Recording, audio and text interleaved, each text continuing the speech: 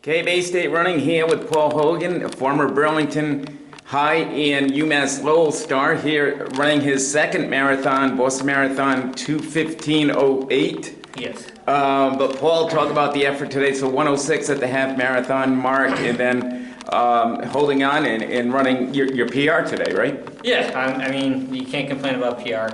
Yeah, we went out really fast in the beginning. There's some downhill, so that can take a toll on your quad. So I had to kind of control my pace a little bit at 10K and just kind of back off a little bit, run my own race because my legs weren't feeling that great. I was 100% today, but I knew I was able to just grind it out.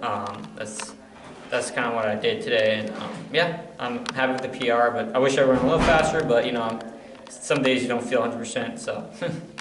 Yeah, so you were under 31 minutes, right? Like 30:20 or something at 10K? Yeah, I mean, like, we went really fast. I really had to control my pace. Like, I think because of the downhills, like, that kind of puts a toll on your quads. And so I think I needed a couple miles to kind of, like, just get back into it. And I needed to just, like, run my own race and not run, like, what other people are running. I focus on what I need to do, so. So Paul, what was the goal time-wise coming into this race? Yeah, I mean, there's a time goal for everything, but it would have been nice to run under like 2:12, 2:13 or something like that. But the weather always there's a little headwind, but the weather was nice.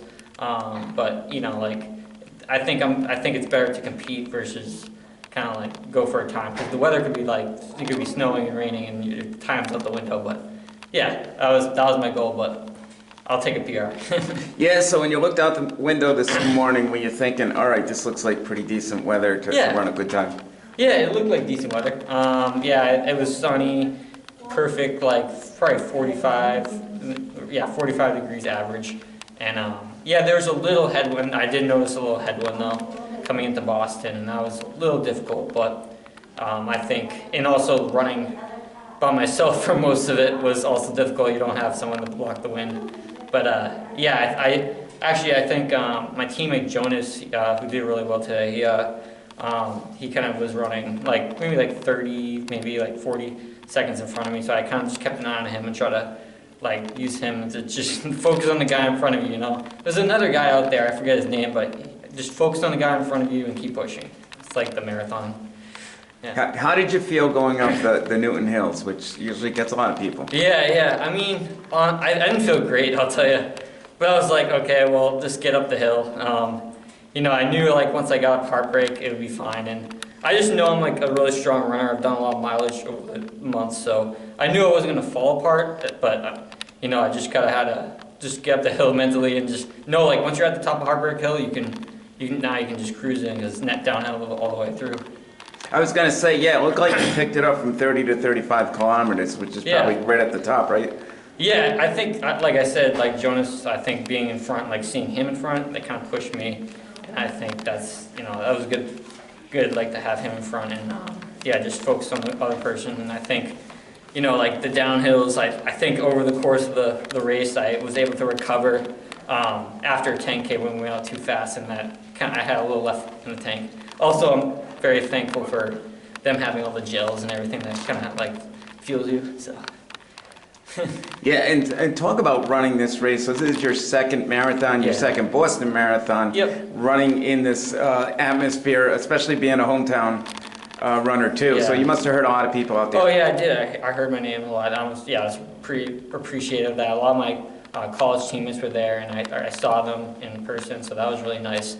So yeah, the crowd definitely helps, and you can't let up when they're cheering for you. So you gotta keep rolling.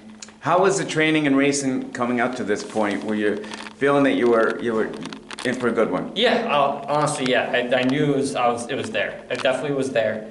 We went to New Mexico for about a month and 3/4 because it was at altitude, so we kind of got that benefit. And then came back here and did some training. I really my legs started to feel good, 10 days out, and we just tapered and went to Albuquerque at altitude. It was really good for red blood cell production. So coming down here, it feels a little easier. Well, when did you get back from New Mexico? I think it was April 1st. So I think it was March 31st or April 1st. Yeah. So it was like 18 days down. So now what's the plan? So now you're gonna take some time off, I'm sure, but Yeah, what's the actually, plan after that? I hurt my hamstring, like literally 300 meters left of the race. I just heard like a crack in my hamstring. It's fine, it's definitely fine, just I think, you know, I was pushing my body a lot, and I think my body kind of couldn't hold up, but yeah, I think I'm gonna take some time off and talk to my coach, see what happens, and you know, I think we're all in a good place as long as we just maybe do another marathon. I don't know which one. I don't really know, but maybe do some road races to kind of get ready for that marathon in the fall, and then probably Boston again next year. Yeah, and what is it about this race, the Boston Marathon, that keeps people coming here? I think probably the crowd. Honestly, the crowd definitely 100%. I mean, you go out and like it's just. I looked out my window to like 5 a.m. There's like people walking around and like just like with BAA, like, you know, uniforms and like jackets, and like they do such a great job. It's just like they take care of the athletes really well, and like it's just such a great experience. And Boston's such an awesome city, so yeah, I think that's why. And Paul, being a star runner for, you know, in high school in Massachusetts, also in college, did you ever expect you'd be here, you know, running a marathon, being among the elite runners? I mean, you're among the elite U.S. runners here today.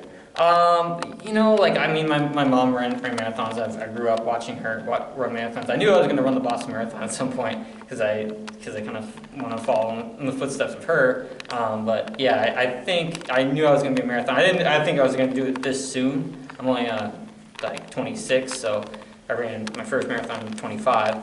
But usually people do it the track. But I wanted to kind of get going on marathon, get more experience. So maybe when I'm 3 years older now, I have more experience and know how to run it, and so I think that's, yeah. So how fast was your mom in the marathon? I don't know. I mean, like she didn't really like run marathons until she was like in her late 30s, 40s. So I think it was like 3 hours, a little over 3 hours. But I think if she was younger, she would have run way faster. Yeah. And now they have super shoes, so yeah, all the times they're faster now. So. But yeah, it's nice to kind of like follow in her footsteps. So. Well, Paul, congratulations to getting a PR, and good luck. I'm sure like we're going to see you out competing during the summer, but yeah. Good luck moving forward. Yeah, Great thanks. job. Appreciate it.